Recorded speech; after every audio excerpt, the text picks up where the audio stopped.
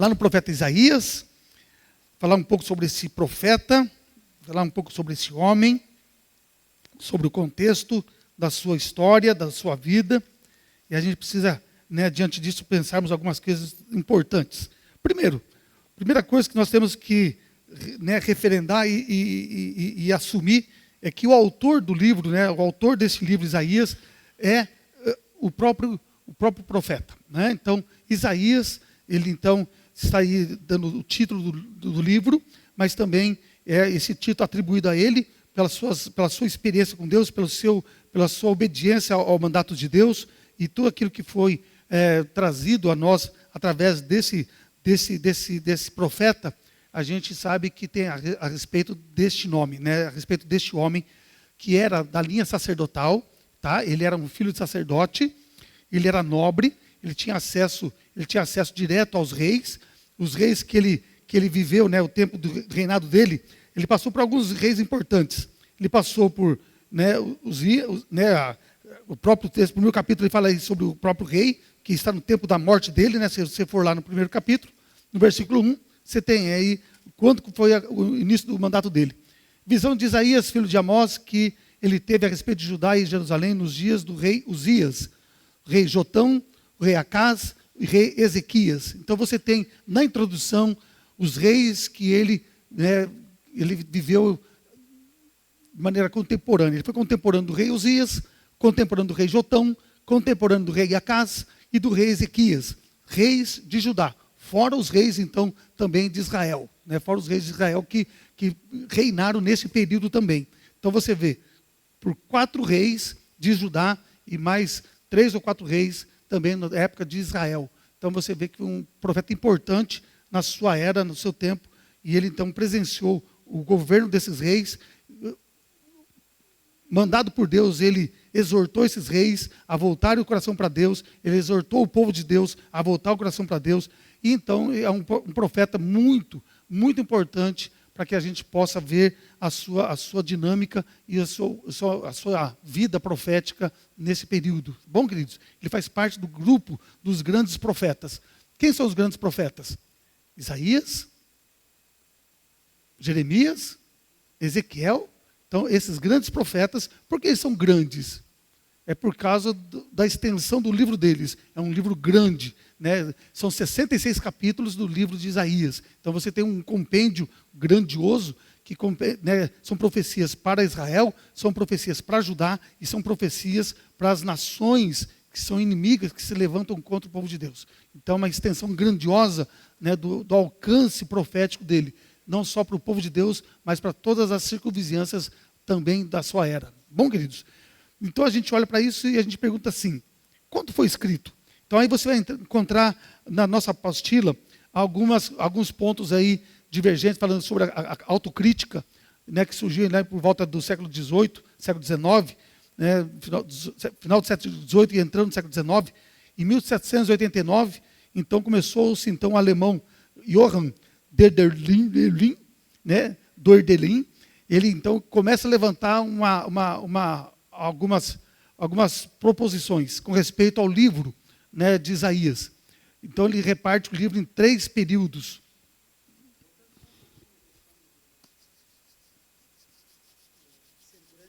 Uhum. Também. O Jeremias ele pega... isso. Jeremias pega ali antes do exílio, depois do período exílico, Você tem Ezequiel que pega o início do período exílico e ele vai até quase o final do exílio. Também tem a ver com o tempo da sua ministração, pelo tempo que eles têm. Só Isaías ele profetiza por volta de 40 anos. É muito tempo, então é uma grande extensão de anos que ele profetiza. Obrigado, meu querido Nico, pela colaboração. Importante isso também a gente pensar, porque a gente tem essa questão a linha cronológica do período, então isso também a gente olha também com esse inteirinho de profetas grandes e profetas menores na Bíblia, tá bom, queridos? E aí a gente tem essa questão da questão de autoria. Esse alemão, no século XVIII, Ele fazendo sua crítica, então ele aponta três momentos no livro de Isaías. Para ele, tem três autores: o Isaías original, um Deutero Isaías e um Trito Isaías. Não é? Então, essa tese dele começou a pegar volume, pegou consistência. Então, a autocrítica começou a dar ouvido a ele, né, respeito a isso. Só que por trás dessa interpretação, existe uma questão, nós pensarmos sobre isso. Por quê? Quando as pessoas começam a levantar esses problemas, começa a acontecer a questão de você olhar a visão profética, da qual eles estavam olhando, deixando de você acreditar no efeito profético de Deus. Qual que era a tese deles? É impossível que Isaías tenha profetizado quase 200 anos antes o surgimento de Nabucodonosor, o surgimento do rei Ciro e o surgimento do rei Dário. E o levantamento das nações da Síria, da Babilônia e depois dos persas vindo contra Israel. A datação, né, o período que ele data no livro dele, a cronologia desses reis, o nome desses reis, eles diziam, é impossível. E até mesmo o fim do exílio e a volta dos exilados para Israel, eles diziam assim, que é impossível alguém ter uma precisão para determinar tudo isso. Só que quando você olha para isso, né, essas questões que eles colocam, de não acreditar nessa manifestação, né, profética, é porque eles estão olhando para Isaías. Eles estão olhando para o homem Isaías. Eles não estão olhando para aquele que revela as coisas para Isaías, que é Deus. E quando você vai lá no capítulo 40 do livro, lá diz assim, no capítulo 44, Deus faz a comparação entre ele e os ídolos. E ele diz assim no texto, pode alguém anunciar coisas que ainda não aconteceram com precisão? E Deus fala isso, que ele vai anunciar para que as pessoas saibam que é ele que está profetizando. Para que as pessoas saibam que realmente aquilo ali vem de Deus, de tal forma que as pessoas não deveriam ter dúvidas que foi Deus que está fazendo com que essa história seja colocada em ação e as pessoas estejam vivendo esse período da história, não por acontecimentos ao acaso, mas por uma determinação, um decreto de Deus. Então, os críticos, lembrando, a teologia liberal, queridos, eles são totalmente céticos. Eles não acreditam em nada do que é sobrenatural. Então, todos os efeitos de sobrenatural, todos os efeitos de manifestação divina, eles atraem isso, eles atribuem isso como se fosse um mito. Como se fosse um mito. Moisés abriu o mar, mito. Deus fez as pragas, mito. Deus fez a criação, mito. Arca de Noé, mito. Então, queridos, toda essa teologia liberal, até os milagres de Jesus é mito. Porque por trás dos milagres eles querem encontrar interpretação. Então, a teologia liberal ela é danosa, é perniciosa para o conceito bíblico, porque ela descaracteriza o efeito sobrenatural de Deus. Então, os teologias liberais, eles fizeram o quê? Eles extirparam da Bíblia tudo aquilo que fosse atrelado a um efeito, a uma ação divina na sua ação na terra. Então, isso faz com que você olhe a Bíblia, né? Se é tudo mito, o que vai sobrar? Se tudo que é feito, tudo que é atribuído a Deus, que é as coisas sobrenaturais, é mito, aí você vai pensar, o nascimento de Jesus, anunciado pelo anjo, é mito. A conversa de que Jesus foi concebido pelo Espírito Santo, é mito. Uau! Existe o Jesus histórico e existe o Jesus espiritual. Existe dois Jesus. O Jesus histórico é o Jesus que andou sobre a terra. Eles olham para Jesus que mostrou amor para o perdido, alcançou os desprovidos, os pobres, alcançou aqueles que eram desprezados pela sociedade. Então eles olham Jesus como um Jesus social. Um Jesus social. E ele, então, olha para a igreja cristã, como se a igreja tivesse que ser, né, aos moldes dele, uma prestadora de serviço social para a sociedade. Sendo exemplo de amor, de graça, de misericórdia para os desprovidos. Isso é a visão liberal, é a visão da teologia da libertação, que a Igreja Católica abraçou de alma e espírito, a teologia da libertação. Vivendo um evangelho social, descaracterizando o lado divino da história. Esse é o perigo de nós abraçarmos o social, descaracterizando o efeito e o evangelho para a salvação do perdido. Ok, queridos?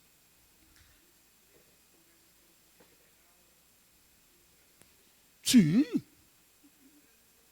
Não. Metodista. Luterana. Fortíssimo. Luterana é fortíssimo nisso. Eu sempre me enrosco nesse negócio. Eu não sei por que eu não tiro antes. Então, assim, luterana, metodista, anglicana, a IPI, presbiteriano independente, algumas alas do presbiterianismo, principalmente lá no Rio de Janeiro, é muito forte, por causa dos morros. Então a gente tem essa questão muito forte, ainda no meio evangélico, bem forte no meio evangélico. Então você olha para essa interpretação liberal, a gente olha e diz assim, opa, aqui eu tenho que pisar no freio. Toda aquela teologia, toda aquela mensagem enfatizando os mais desfavorecidos, ela está puxando para a linha liberal. Ela está puxando para essa linha social. Que está grudadinha com o PT, independente da sua visão. Porque o PT, queridos, a sua ideia, a sua filosofia ideológica é baseada na teologia da libertação. Porque o Frei Beto é da teologia da libertação, que é um dos pais do PT. E todo mundo que tem uma tendência nessa ideologia, ela vai pender para esse lado. Por quê? Vê o evangelho como a ação social para o mundo. Perigosíssimo. Porque descaracteriza a parte espiritual, a parte realmente que é da transformação do evangelho. Então, assim, capítulo 1 até o capítulo 39 é Isaías. Do capítulo 40 até o capítulo 56 seria um profeta, seria um homem, seria algum estudioso, seria alguém da linha de Isaías, dentro da escola de Isaías de profecia, que estava vivendo no período exílico, estava na Babilônia. E no Deutero Isaías é aquele que experimenta o fim do exílio e o retorno para Israel, que seria mais ou menos do capítulo 57 até o capítulo 66. Porque, ele diz assim, é impossível que esse Deutero Isaías, que esse Isaías estivesse dizendo aqui no capítulo 40 até o 56, que Ciro, Dário, seriam homens levantados por Deus para trazer a restauração para Israel. E dando um nome específico a esses reis. Se você entrasse numa igreja, de repente o pastor lá, você nunca foi naquela igreja, você entra naquela igreja, de repente o pastor lá fala assim, Antônio Seifer, vem aqui, eu tenho uma palavra para você. Você vai acreditar nesse cara?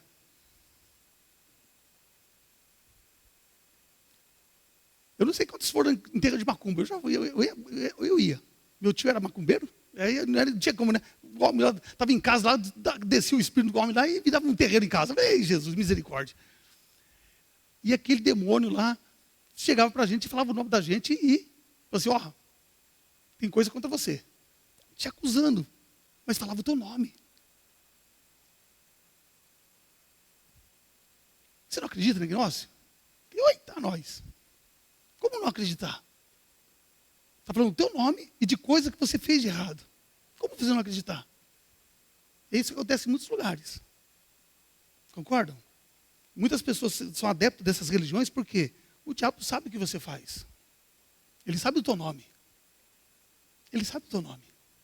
Ele sabe o que você faz. De bom ou de ruim, ele sabe.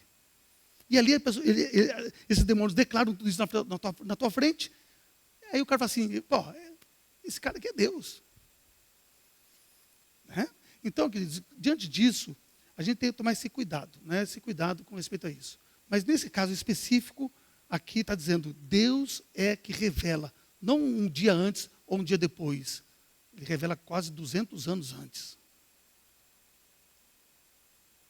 E por esse fato, eles dizem assim, é impossível esse negócio. Porque eles não estavam olhando para Deus, não estavam olhando o poder de Deus.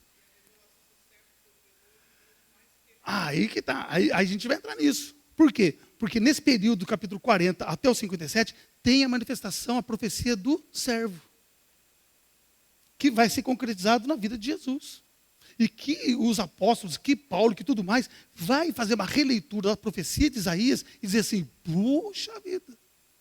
Eu estava vendo uma série sobre Jesus, interessante, porque ele aponta justamente isso. Então está o Caifás, está lá Anás, e está lá o povo, e o José de Arimateia, depois da morte de Jesus, com a crucificação de Jesus, ele vai lá e pede o corpo para Pilatos. Pilatos libera o corpo para ele.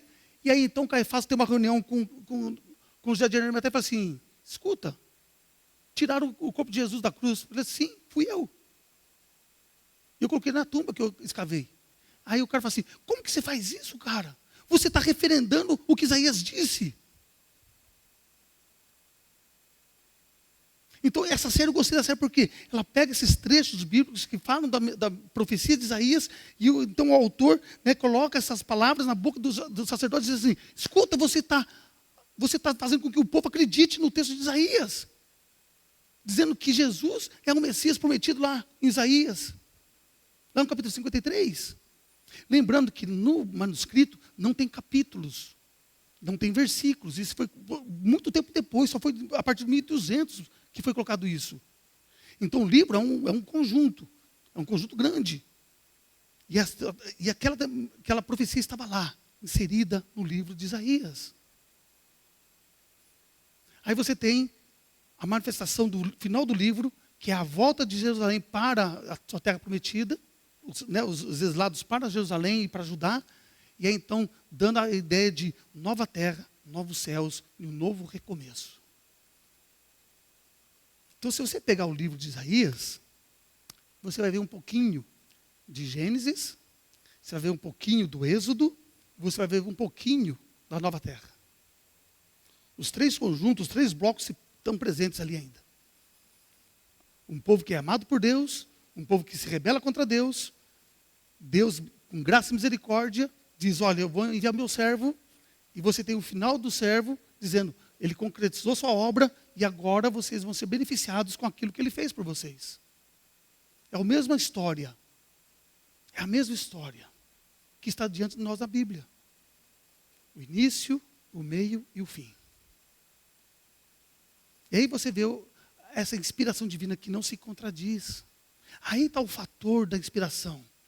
Deus revelando, do começo ao fim, o seu amor ao seu povo, amor que ele tem pelo seu povo, mas esse povo continua rebelde contra ele, contra a sua palavra, não obedecendo a ele, mas mesmo assim, Deus continua manifestando a sua graça, a sua misericórdia e dá a ele a vida eterna.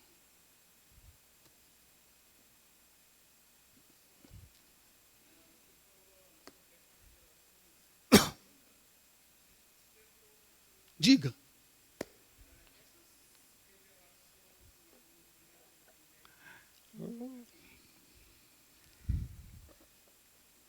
Eu não queria entrar nesse negócio.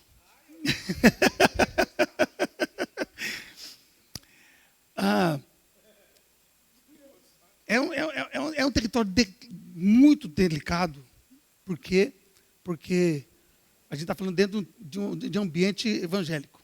Né? E a gente presume que dentro do ambiente evangélico, nós estamos descaracterizando qualquer manifestação diabólica. Estamos na igreja presbiteriana. Né? Estamos na igreja presbiteriana. E aí bate essa questão, porque o próprio Senhor Jesus, Mateus diz assim, e Apocalipse também diz assim, que por causa do coração do homem corrompido, e por causa do desejo do homem corrompido, lá em Apocalipse diz assim que Deus leva o povo a experimentar um caminho de erro. Ele envia espíritos enganadores para fazer com que o coração do homem corrompido busque essas coisas corrompidas, para satisfazer o seu desejo do coração corrompido. Não confiando em Deus, mas buscando alguma coisa que possa trazer a ele segurança.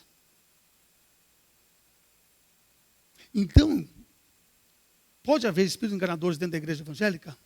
Sim. Bastante. Bastante. No texto de hoje à noite, a gente vai abordar um pouco sobre isso em Judas, que fala sobre esses espíritos enganadores do mundo, que estão presentes no mundo desde a época apostólica. Não é? Então você vê Balaão, é um profeta do mal, mas Deus usa ele para fazer o bem. Dentro da igreja evangélica, muitos buscam as igrejas, né, de sinais e prodígios, com qual intuito? Qual é o intuito deles? O que mais? O que mais?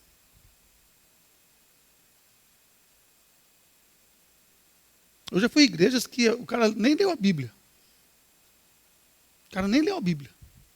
Quer dizer, hoje Deus está manifestando aqui, vai fazer sinais, molar e trazer profecias. Só que essa profecia não é a palavra. Essa profecia é uma questão de quase que adivinhação. O que eu tenho, o que Deus tem para a minha vida. A sede do ser humano é saber o que Deus tem para a minha vida. Horóscopo. Cartomante. Cigana. Búzios. O ser humano, quer dizer, nós, infelizmente, nós somos ligados a esse misticismo. E nada mais que perturba o ser humano é sabermos o que tem para amanhã. O que Deus tem para a minha vida. Com quem eu vou casar, onde eu vou trabalhar, onde eu vou morar. Essas são indagações que o ser humano tem por toda a história dele. E ele quer buscar alguma coisa que possa trazer ele segurança do amanhã. Confiar em Deus é muito difícil.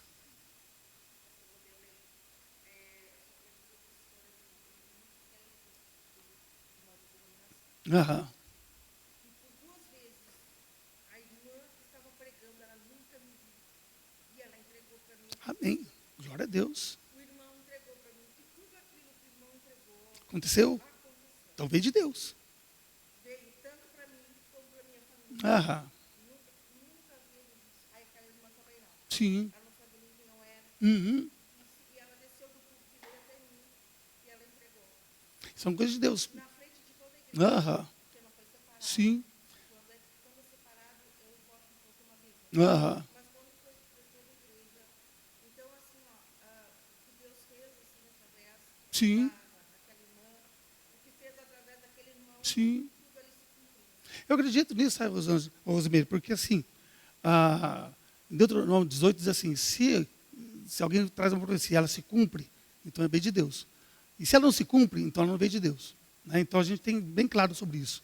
Né? A respeito de coisas que Deus traz para nós, às vezes Deus manifesta a sua graça de várias maneiras.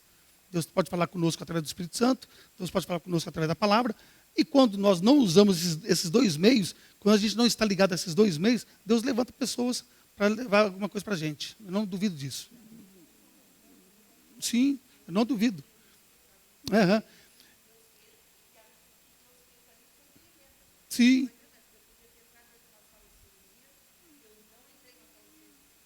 Porque assim, eu acho que Deus manifesta sua graça e misericórdia, né, para trazer para nós paz, trazer para nós tranquilidade.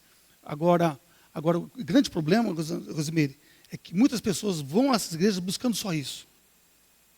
Você vai para a igreja para adorar a Deus, Deus para manifestar sua graça e misericórdia e trazer um conforto para nós. Né, através da sua palavra, trazer uma palavra de um irmão. Mas a grande ansiedade das pessoas é irem a esses lugares para esperar isso. Isso que é o problema. Isso que é o problema. A dificuldade maior é por que as pessoas vão buscar Deus. Né, qual a intenção, qual é o propósito. É o medo, né? É o medo, né? Que faz com que as pessoas vivam isso. Quando a gente olha para Isaías, queridos, nós temos um tempo na qual o povo era sincrético. Um povo que vivia a sua vida religiosa de maneira muito mascarada e mentirosa. Abra o capítulo 1 para você ver. Vamos ver lá. Vamos lá, Isaías capítulo 1.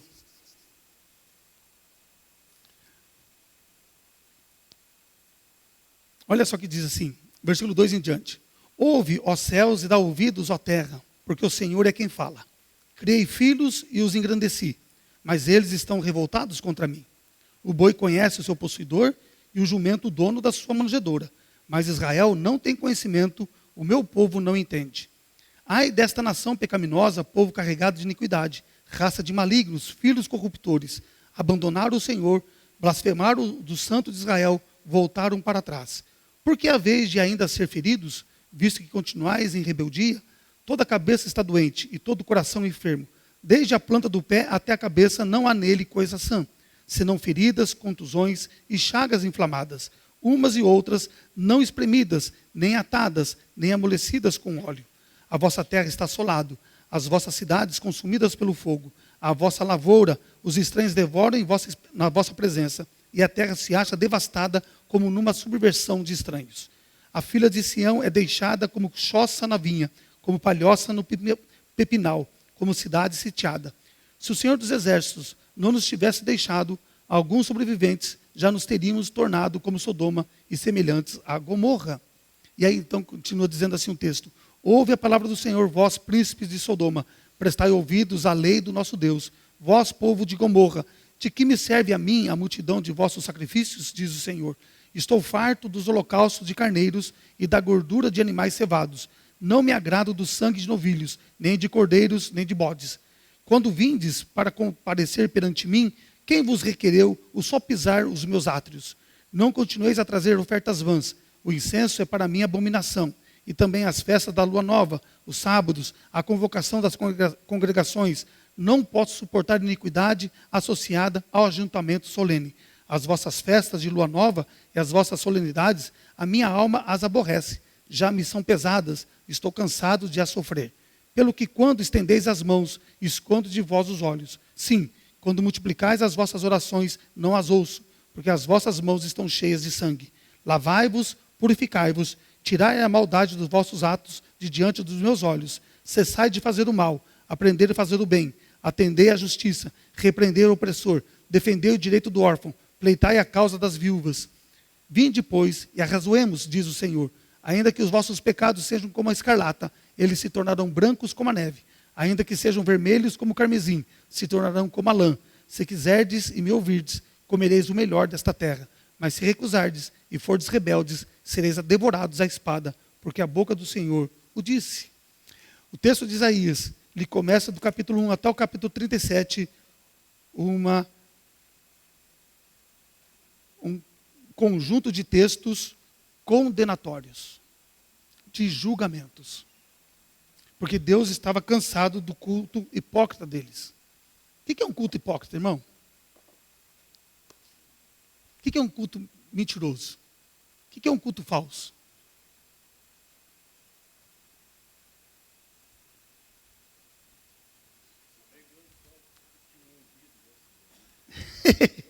Também. Diga, Cleusa. Que jeito? Por que Deus olha para o culto deles e diz assim, o culto de vocês é abominável para mim?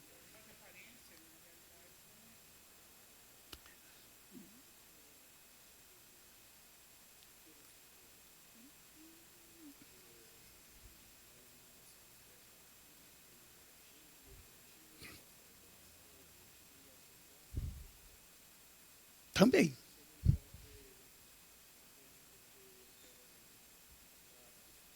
Uhum.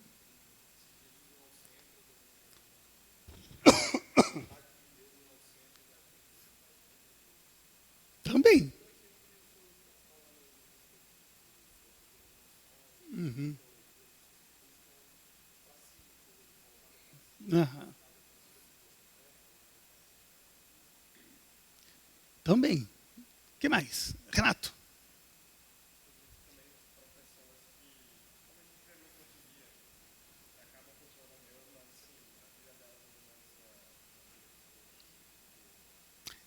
Como que a gente pode ver essa vida que não glorifica a Deus?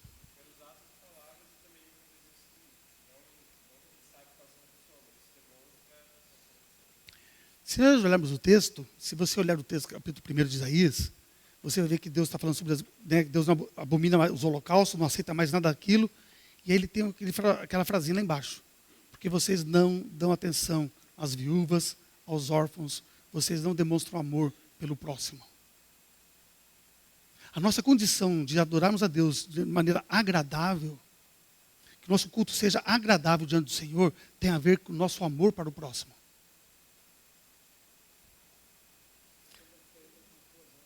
Sem essa condição de nós tentarmos para o cuidado, o amor que nós temos pelo nosso próximo, pelo nosso irmão, o nosso culto é hipócrita.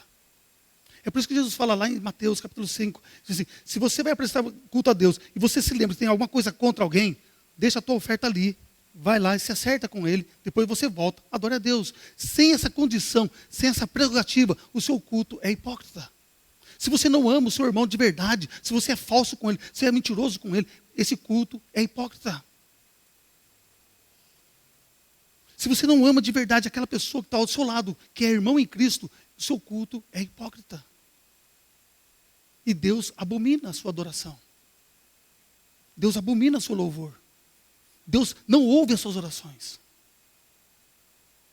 Assim como Pedro fala, se o casal briga, se o marido é desrespeitoso com a esposa, e vice-versa, se não há respeito, no amor entre o casal, as suas orações não são escutadas por Deus.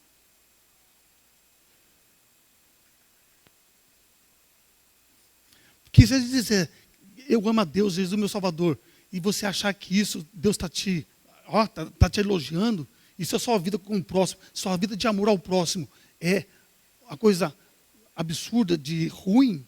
Se você é uma pessoa ruim, se você é uma pessoa má, se você é uma pessoa falsa, se você é uma pessoa maligna, no seu coração para com o próximo, e achar que é somente só a sua dedicação a Deus, dizer assim, eu tenho fé em Deus, Jesus é meu Salvador. Você é tão mentiroso quando você fala com aquele incrédulo lá fora, diz, você acredita em Deus? Ele diz, eu acredito.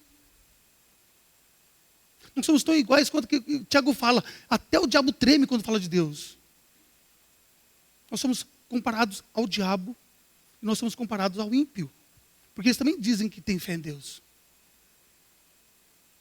Só que a fé em Deus tem que ser mostrado em amor ao próximo. Não tem o que fazer. Não há prerrogativa, não há desculpa, não há justificativa para isso. Não tem como a gente quebrar isso na palavra de Deus. Não tem como você quebrar isso. Ou a sua fé em Deus é verdade, você perdoa e ama, ou a sua fé é mentirosa, porque você não consegue perdoar, você não consegue conviver em amor com o próximo. É assim. É assim. Não importa. Não importa. Não importa. Da gente. Se nós formos esperar uma ação do outro para que eu possa amá-lo, não é isso que Deus está falando. O amor dele por nós é primeiro. Nós temos que mostrar um amor primeiro pelas outras pessoas. Se ela vai te aceitar ou não, problema dela. Problema dela com Deus. Não é teu. Você está livre disso. Porque você está fazendo a sua parte. Você está se doando. Você está se entregando. Agora, se o outro vai receber, se o outro vai aceitar, problema dele. É ele com Deus. Quem vai ser repreendido por Deus é ele, não é você. Então, amados, o texto de Isaías, ele vem trazendo essa realidade para todos nós. Deus levantou Isaías num tempo na qual o império, o reino de Judá, o reino de Israel estava indo muito bem. Estavam prosperando. Reconquistaram muitas terras. Quase chegaram aos limites do rei Davi. Quase chegaram aos limites do rei Salomão. A extensão territorial de Israel e a extensão territorial de Judá estavam quase como na época de Salomão. Prósperos. Fazendo e acontecendo. Fazendo e acontecendo. Você vê lá, o último rei na época de Isaías foi Ezequias. O que Ezequias fez? Quem veio contra ele? Qual foi o reino que se levantou contra ele? Isso depois já ter derrubado, já tinha conquistado Israel. Israel já tinha sido disseminado. Veio o rei Senaqueribe. E fez aquela cartinha, afronta. Vocês estão confiando nesse Deus aí? Não sei o que, faz a carta lá, lê a carta em aramaico. O povo ficou terrivelmente com medo dele. Aí chega para Deus e fala assim, Aí Isaías fala assim, por que você está com medo dele? Deus é o nosso protetor, Deus é a nossa fortaleza, não tenha medo dele. Deus vai trazer livramento. E Deus traz livramento. Conforme o texto lá de 2 Reis, capítulo 18.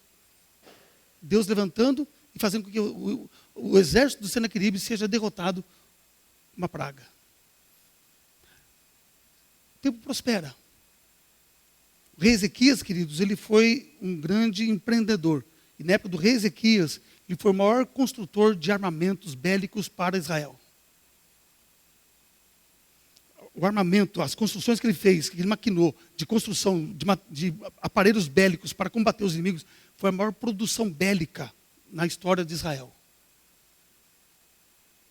Se nós temos hoje os Estados Unidos, que era uma força militar, nós temos o rei Ezequias como aquele que faz com que Israel criasse fortalezas baseadas em máquinas, para impedir o avanço dos inimigos contra eles. E aí então vai lá uma comitiva diplomática para conhecer esse grande rei Ezequias. Aí o que Ezequias faz? Por que o profeta Isaías condenou ele? Qual foi o erro de Ezequias? Orgulho. Ele foi com aquela ostentação. Você mostra coisas para os seus amigos, mas não diz assim, se você compra um carro novo, está uma casa nova, aí você chama pessoas para conhecer, meu carro novo, minha casa nova. O que está dentro do nosso coração para mostrar isso? Gratidão. Isso é uma questão de manifestar aos outros a alegria de você ter comprado aquilo. Mas que muitas vezes está no nosso coração de verdade? Aquele orgulho, né? E você tem que fazer, eu tenho carro novo, você vai pisar no cara que não tem carro novo. Você tem uma casa nova, vai pisar naquele irmãozinho que tem a casa humilde. Infelizmente, nosso coração corrompido é mau, gente. Nosso coração é mau. Nosso coração é mau, nós somos ruins. Nós temos a tendência de querer pisar nos outros, querer menosprezar os outros. Ou até menosprezar, diminuir a conquista dos outros. Até de querer diminuir a conquista dos outros. Então, queridos, Ezequias fez isso. Abriu a casa dele, mostrou o tesouro dele, com aquele orgulho. E não deu glória a Deus. E não deu glória a Deus. Aí diz, tudo isso aqui vai para eles. Não no teu tempo. Deus ainda foi misericordioso com Ezequias. Não no teu tempo. Mas nos seus descendentes. Aí aconteceu a Babilônia entrar e tomar tudo aquilo. Uau! Então, queridos, a gente olha para esse texto, para esse livro, e a gente fica assim, uau! Esse livro é bom? É bom. É bom. A parte que mais fala no nosso coração, queridos, a parte que mais fala no nosso coração, eu acho que é o capítulo 40, até o capítulo 56, porque coloca para a gente uma realidade muito bonita a respeito do servo. Né? Ele começa a levantar aí a questão. Vamos lá para o capítulo 40, queridos. Olha só. Você vem até o capítulo 37, paulada em cima de paulada, paulada de paulada. O capítulo 39 é a embaixada, né, da Babilônia que vai lá visitar Ezequias. O capítulo 40, então, começa a trazer uma nova perspectiva para nós. E aí, então, tem o consolo de Deus. Consolai o meu povo, diz o Senhor. Falai ao coração de Jerusalém, para dar-lhe que há fim do tempo da sua milícia. Interessante a gente pensar sobre isso, porque os estudiosos dizem que o capítulo 40 até o capítulo 56 é uma dobradiça, que liga o início do livro, até o capítulo 39, com o final de 56 ao 66. É uma dobradiça. Porque ele começa... Como ele termina o capítulo 39? Olha lá, como ele termina o capítulo 39? Como ele terminou o capítulo 39? Qual é o título do capítulo 39? Babilônia. Então, aqui então é a dobradiça. Por quê? Ali então é a revelação de que o mal vem. Que a repreensão de Deus vem. Que Deus vai julgar aquela nação como uma nação que, por causa do seu pecado, por causa da sua dureza do coração, por causa da sua rebeldia contra Deus e sua palavra, Deus vai enviar os executores da sua disciplina. Os executores da sua disciplina. Quem são os disciplinadores de Israel? Babilônia. Quem serão aqueles tutores que vão fazer com que Israel aprenda a adorar a Deus? Os babilônicos. Já pensou? Já pensou? Misericórdia. Meus presbíteros, ai misericórdia. Já pensou? Já pensou Deus envia um macumbeiro aqui, vai no púlpito e mete essa laivada em tudo nós? E diz assim diz o Senhor, e pá! A gente fala assim, o quê? Como que Deus pode fazer um negócio desse? A gente vai aceitar? Você aceitaria? Mas a procedência é duvidosa. A procedência não condiz com aquilo que é bíblico. Assim foi a reação de Israel. Assim foi a reação de Israel. Como aceitar a disciplina de Deus por meio de um ímpio? Como aceitar a disciplina de Deus através de um homem iníquo? Um homem que não conhece a Deus? Vocês entenderam a dificuldade? Assim como é para nós aceitarmos uma ministração de Deus através de um homem desses, assim foi para o povo querer aceitar a disciplina de Deus por meio da Babilônia. Dificílimo. Dificílimo a gente conseguir adequar nossa teologia para isso. É dificílimo a gente adequar isso. Pode acontecer? Pode. Jesus falou assim que se nós não clamarmos, as pedras clamarão.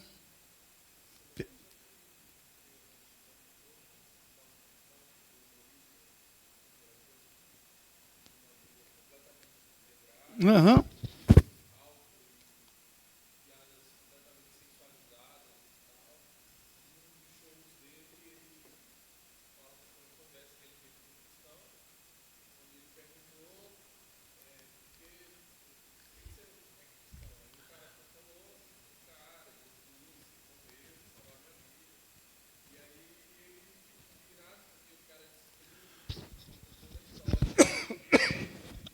Uhum.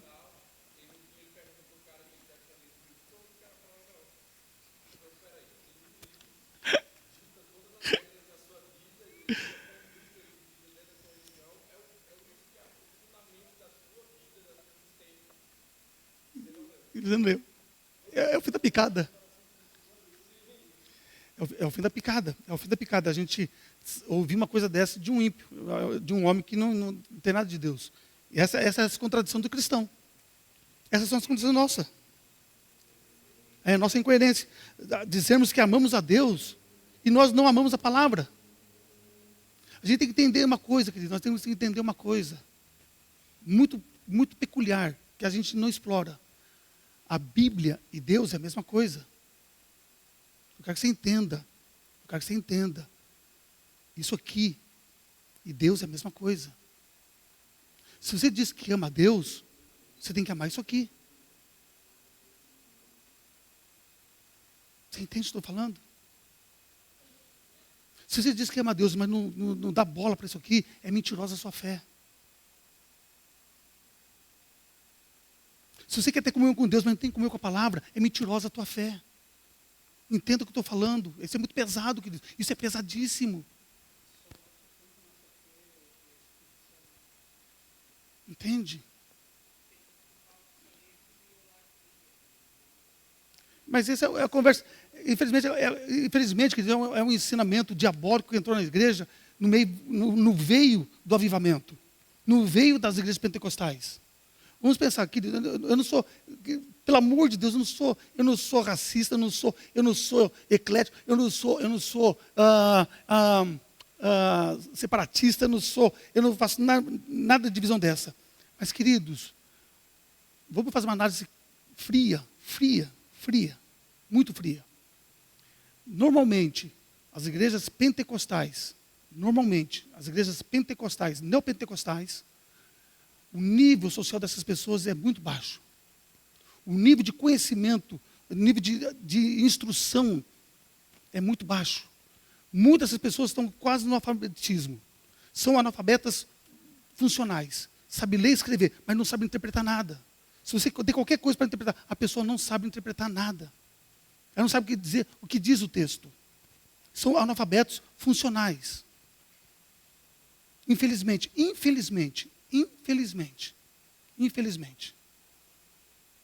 Então, quando você fala para uma pessoa dessa ler a Bíblia, ela lê. Ela diz, eu não entendo nada. E ela, então, por não entender, ela deixa o livro de lado. E é onde Deus se manifesta através de profecias. É onde Deus levanta pessoas para ministrar no coração dessas pessoas.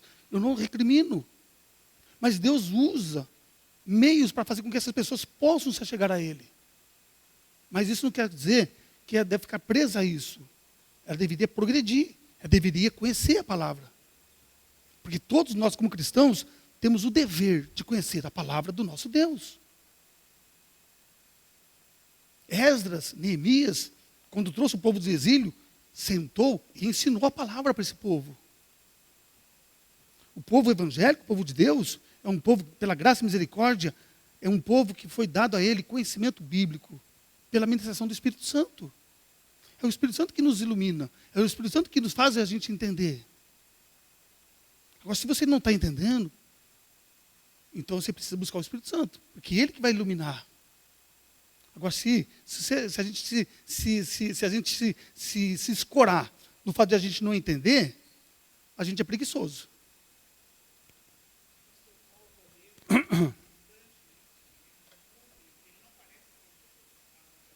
Uhum.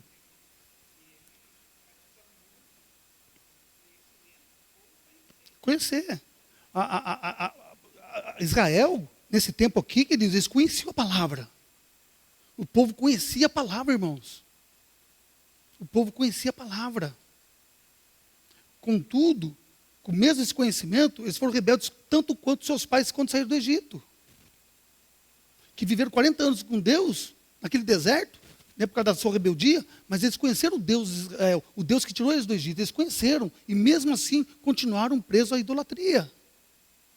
Continuaram presos à desobediência. Os seus filhos que entraram na terra prometida, conheceram o Deus que levou eles para a terra prometida, viu os livramentos que Deus deu. E por um grande período, esse povo foi fiel a Deus. Só que os seus filhos, que não presenciaram esses eventos sobrenaturais, abandonaram Deus. E assim sucessivamente. Mas não foi falta de conhecimento bíblico. Não foi falta de conhecimento bíblico. Quando o povo foi para o exílio, criou-se então as sinagogas. A sinagoga foi inventada, foi criada lá na Babilônia. E quando eles voltam para Israel, eles continuam tendo as sinagogas. Para estudar a palavra. Para aprender a palavra do Senhor. E mesmo assim, mataram Jesus. E mesmo assim mataram Jesus. Então você vê assim que o coração do homem, gente, infelizmente, nós somos rebeldes por natureza. E o livro de Isaías mostra essa rebeldia. E leva a gente a entender as consequências dessa rebeldia. Vamos lá em Deuteronômio 28. Vamos lá em Deuteronômio 28, que é a base, né, de tudo isso que a gente está falando, que é a base de tudo aquilo que os profetas falaram.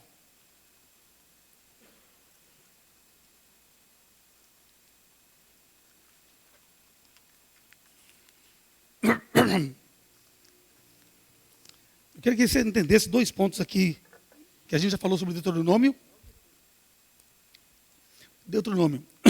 A gente falou 2 coisas sobre Deuteronômio. A gente fazer a nossa vida baseada nesses 2 termos, nessas 2 pontas, né? Obedecer a Deus para não ser amaldiçoado e medo de ser amaldiçoado. Fazer as coisas buscando a bênção e evitando as coisas ruins para evitar a maldição. Né? Muitas vezes o cristão ele vive dessa forma, dessas 2 linhas. Ou ele obedece por querer a bênção, ou ele não comete pecados para não ser amaldiçoado. Ok? Certo? Não é essa a intenção do texto. Não é essa a intenção do texto. O texto não tem essa intenção. De fazer as pessoas seguirem a Deus buscando bênção. Ou evitando o pecado para evitar a maldição. Não foi essa a intenção do texto. Qual que é a intenção do texto?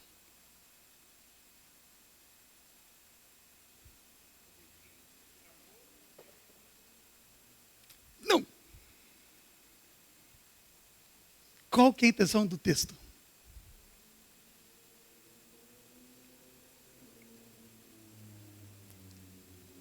É uma revelação profética. Isso aí é uma revelação profética. De que se você viver uma vida em obediência a Deus, Deus abençoará, Deus prosperará. Isso não dá a nós a intenção de achar que nada de ruim vai acontecer com a gente. Não quer dizer isso. Não quer dizer isso. Ok? Nem todas as coisas ruins que acontecem com a gente é por causa de maldição, por causa de pecado. Pode ser? Pode, mas não necessariamente não. Se você está bem com Deus e coisas ruins acontecem com você, não significa que você está em pecado. Ok? Pode ser uma intervenção de Deus como provação para o seu crescimento espiritual. Ok? Porque quem está vivendo no pecado, não acontece só coisa ruim para ele. Acontece coisa boa para ele também. Isso não significa que ele está debaixo da bênção de Deus, no sentido de obediência a Deus. Ok? A graça comum é para todos, né? A graça comum é para todos. Mas assim, queridos, o que acontece com essa manifestação profética? Essa revelação profética?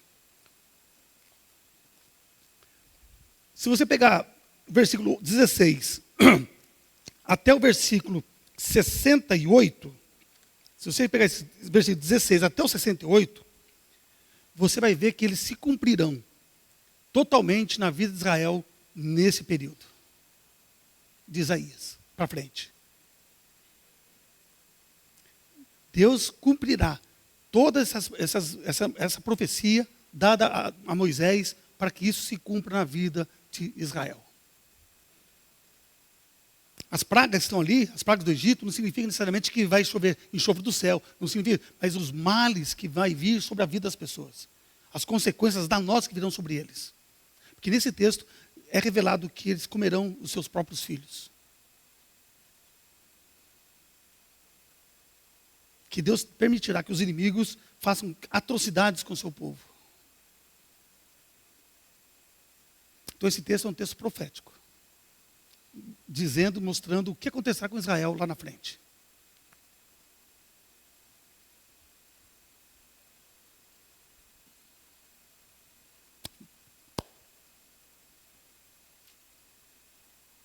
Então, dado um texto para Moisés, há quase 1.500 anos antes. E não é isso que vai acontecer com aqueles que deixam o Senhor lá na frente? Isaías capítulo 1 diz assim: o boi conhece o seu dono, o jumento conhece o seu dono, mas o meu povo não me conhece. O meu povo não me conhece. O meu povo continua vivendo em desobediência. Nós somos comparados, né? Israel aqui é comparado por Deus, no texto de Isaías, a menos que um boi, a menos que um jumento. Deus compara o seu povo a menos que um boi, a menos que um jumento. Porque eles conheciam os seus possuidores. E eles obedeciam àqueles que mandavam. Mas o povo de Deus é rebelde. O povo de Deus é rebelde. Misericórdia. Misericórdia. Vamos ao capítulo 40, né? Vamos falar com 40. Israel, queridos, Israel tinha uma questão importante para pensarmos. Israel tinha uma questão importante para pensarmos. Desde a promessa que Deus deu a Abraão, lá no capítulo 12, desde a promessa do capítulo 12 de Gênesis, Deus disse assim: de ti abençoarei, e você seja uma bênção onde você for, e todos aqueles que serão parte da sua família, todos os seus descendentes, serão uma bênção na terra. Serão uma bênção na terra. Israel tinha uma missão. Israel tinha uma missão. Por isso que foi dada aquela questão de santidade, não comer aquele alimento, não misturar aquilo outro, ter todas as suas privações, porque Israel seria um sinal de uma nação governada por Deus. Seria uma nação teocêntrica, onde o povo, voltado para o centro, viveria em obediência ao rei, ao Senhor das suas vidas. Então esse é o nome de centrípeda. Vai tudo para dentro. É igual o liquidificador. Ele puxa tudo para dentro, tudo para a hélice. Ok? Para todas as nações olharem para Israel e serem atraídas a Deus por meio do exemplo de Israel. Por meio do exemplo da vida do povo de Israel. Em obediência a esse Deus. Então o povo seria atraído para Deus por meio de Israel. Então Israel tinha a mentalidade que eles eram os servos do Senhor na terra. Eles eram um servo perfeito, para fazer com que a palavra de Deus fosse perfeitamente obedecida dentre eles, e as nações voltariam-se para Deus através de Israel. Só que o comportamento deles não condiz com aquilo que Deus é. E eles falharam na sua missão de ser exemplo para o mundo. De atraírem as pessoas a Deus por meio do seu comportamento, da sua fé, em conformidade com aquilo que Deus é. Santo, santo, santo. Ok? Eles falharam. E quando você lê o Isaías 53, o que tem lá no Isaías 53?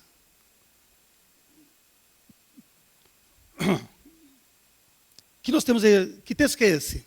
Fala de quem? Para nós. Para nós. Não para eles. Não para Israel. Para Israel, o texto fala deles. Isaías 53, para Israel, esse texto fala da nação. Fala da nação de Israel. Para nós cristãos, pela inspiração do Espírito Santo, pela iluminação do Espírito Santo no coração dos apóstolos, nós entendemos que esse texto está falando de Jesus.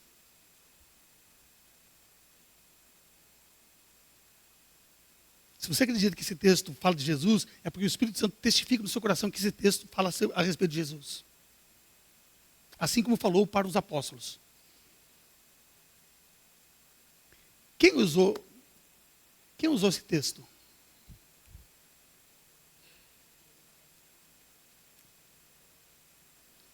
Qual o texto que Jesus usou na sua pregação? Lá na sinagoga, lá em Nazaré. Qual o texto que estava lendo? Qual o pergaminho que o sacerdote trouxe para ele? Jesus não pediu. Quem traz o texto é o sacerdote. Quem traz o texto é o sacerdote. Olha lá o capítulo 61 de Isaías.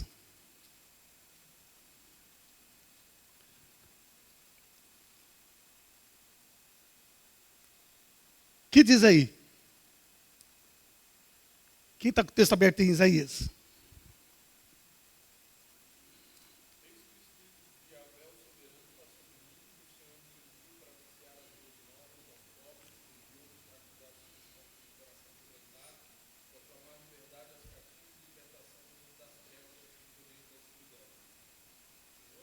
Tá bom, tá bom.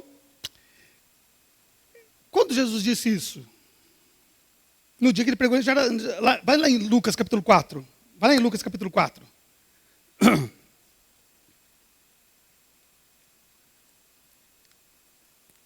Versículo 14.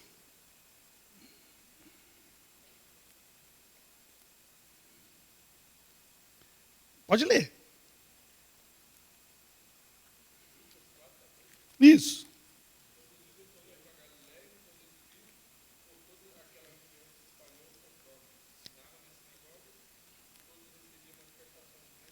Pode ir, pode ir.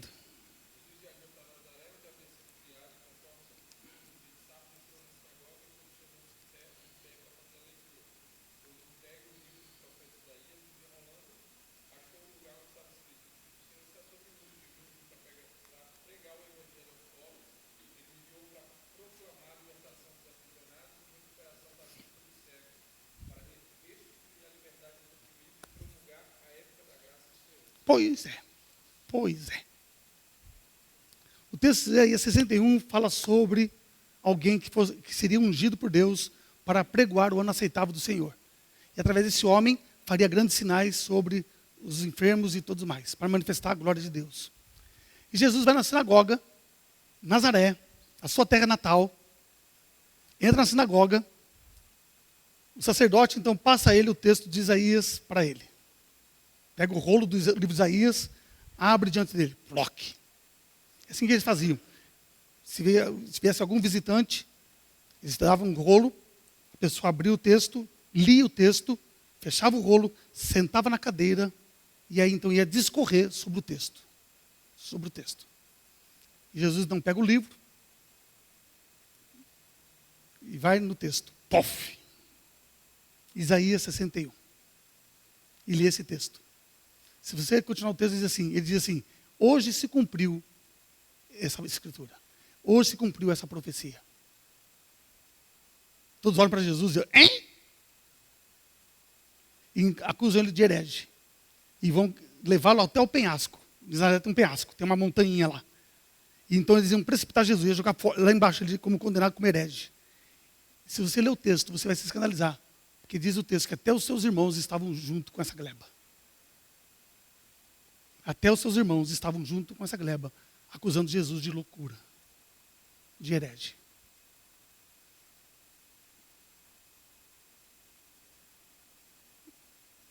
E se cumpriu, né? E os seus sinais, a sua vida, mostrou que esse texto falava sobre ele. Isaías é um dos livros mais usados no Novo Testamento. É um dos livros mais usados no Novo Testamento. João menciona as palavras de Jesus, em Mateus, o apóstolo Paulo, Pedro. Então, Apocalipse. Então, o texto de Isaías é muito, muito usado como referência a respeito do Messias. Então, o capítulo 53, querido, nós temos a narrativa do servo sofredor. E nós vemos na pessoa de Jesus tudo que ele viveu, tudo que ele passou, tudo que ele sofreu. Esse texto encarnado, esse texto vívido, mostrando a todos a exatidão das palavras do Senhor manifestada há tanto tempo atrás. Muito antes de Jesus, muito antes de Jesus. Ele cumpriu-se totalmente na vida de Jesus. Tá bom, queridos? Pode acontecer de um pensamento na sua cabeça, de achar que Jesus, sabendo desse texto, ele seguiu um roteiro. Misericórdia, não deixa isso tomar conta do seu coração. Esse é um pensamento dos liberais, tá? Esse é o pensamento dos liberais.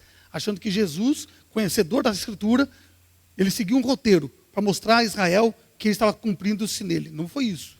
Não foi isso. Não foi uma coisa intencional. Pelo amor de Deus, não pense nisso. Que senão o cumprimento dessas profecias seria fabricado. Tá? Não deixe tomar conta do seu coração. O que Jesus viveu, o que ele fez, aconteceu de maneira espontânea. As coisas foram acontecendo de maneira espontânea na vida dele. E foram se cumprindo espontaneamente conforme a revelação de Deus.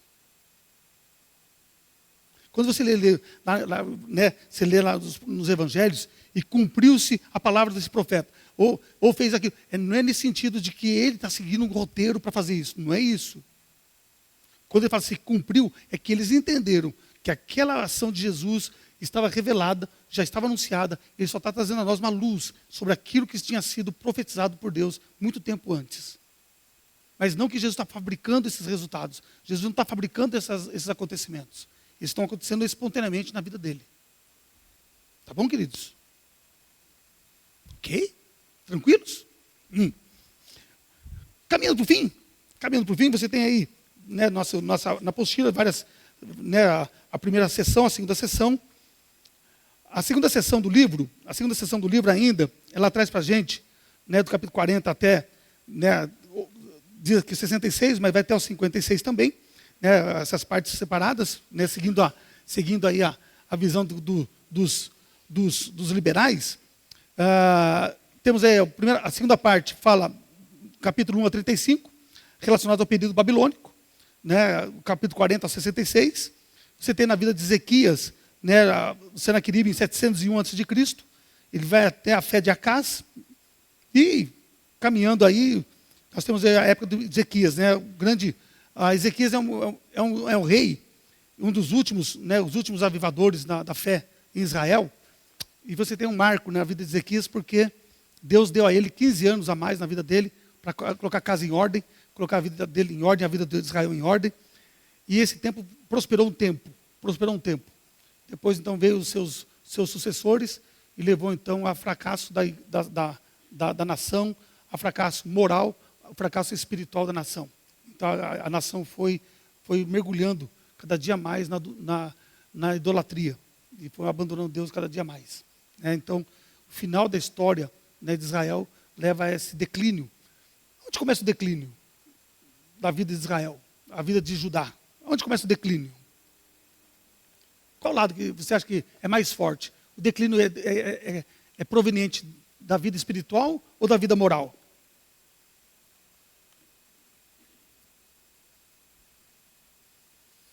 A gente fracassa na nossa caminhada cristã. Nós fracassamos muitas vezes na nossa vida cristã. É por causa do nosso declínio espiritual ou do nosso declínio moral?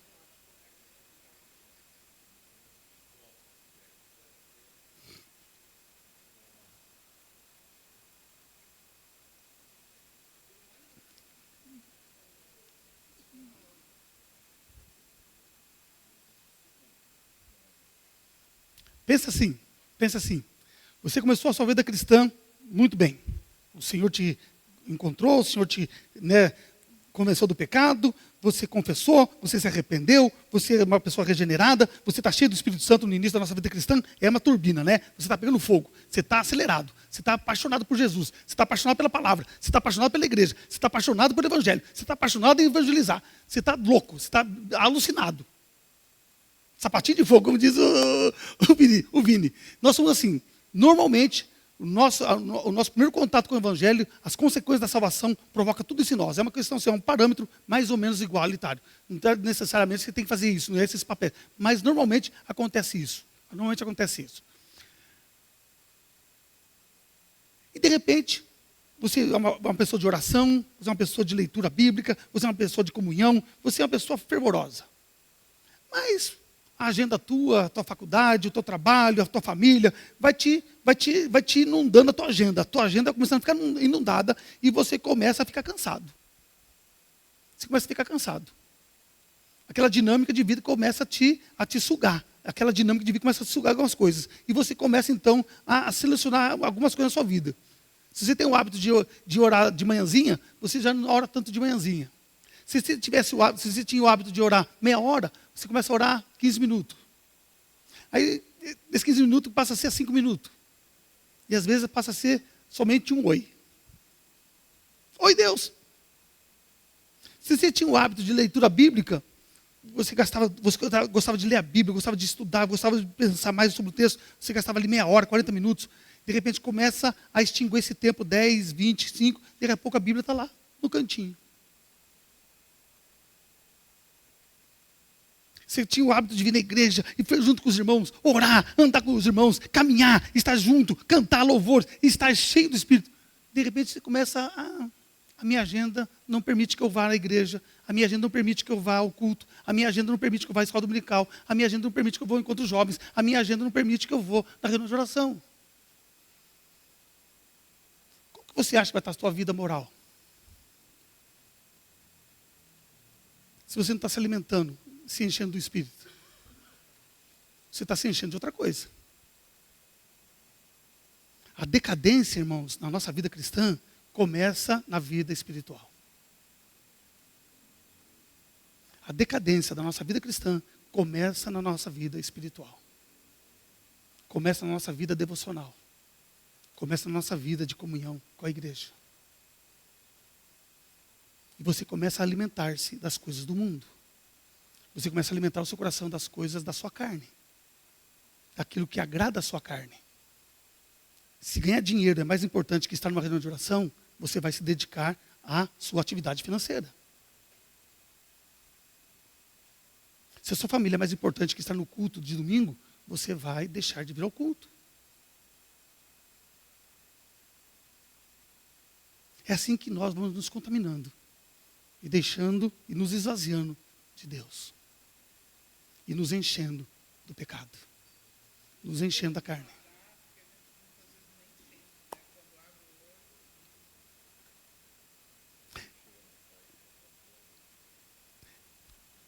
Amados, nós estamos vivendo uma era que a sutileza diabólica é tão grande, que nós cristãos estamos sendo influenciados terrivelmente pela influência dele, de forma que nós não estamos nos atentando para isso. Eu amo a carta de Judas porque o texto diz assim, que a infiltração dos hereges, a infiltração desses falsos profetas, ela entrou na igreja de maneira desapercebida. Ela entrou na igreja e a igreja não se deu conta. A igreja não se atentou. A igreja não verificou. E isso acontece na minha vida, na sua vida, de maneira sucinta, assim, muito branda. Muito branda, e a gente vai deixando de ser contaminado. E a inversão dos nossos deuses começa a fazer frente à nossa vida devocional. Porque você dedica a Deus sua vida, você reconhece que precisa de tempo? Precisa de tempo, não precisa? Precisa de tempo estar com Deus. Tempo de oração, tempo de leitura, tempo de comunhão. Andar com Deus, nós precisamos entender que nós precisamos dedicar tempo para Ele. Tempo para Ele.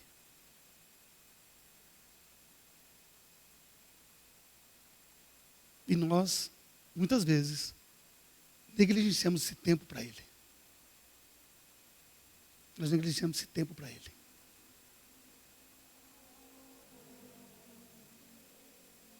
E a gente começa a substituir o tempo para Ele com o tempo para nós. Com o tempo para nós. Para os meus anseios, para os meus objetivos materiais, carnais, terrenos. Você entendeu?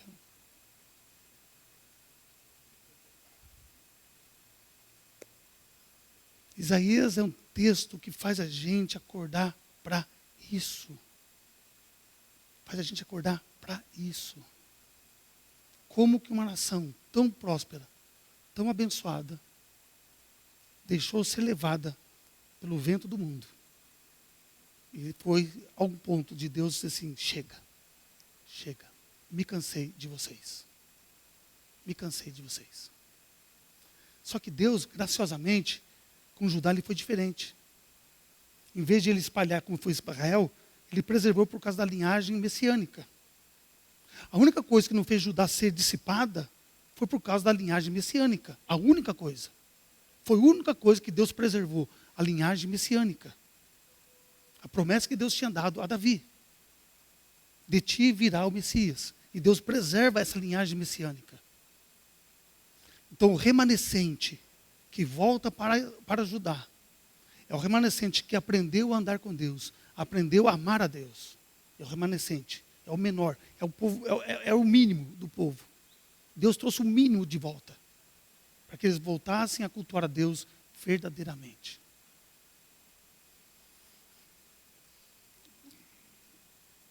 Vai embora, né? Se nós compararmos a nossa igreja, temos quase 200 membros. Se nós olharmos o grosso da nossa igreja, e nós olharmos para nós aqui agora, vocês seriam um remanescente. Vocês seriam comparados a uma remanescente. Dentro de um macro de 200 pessoas. Se a gente vir para a reunião de oração, reduz mais ainda. Porque desse grupo aqui, ainda vem o mínimo disso aqui. Se nós formos para os jovens, vai ficar mais restrito ainda. Alguma coisa está errada com a gente. Alguma coisa está errada com a gente.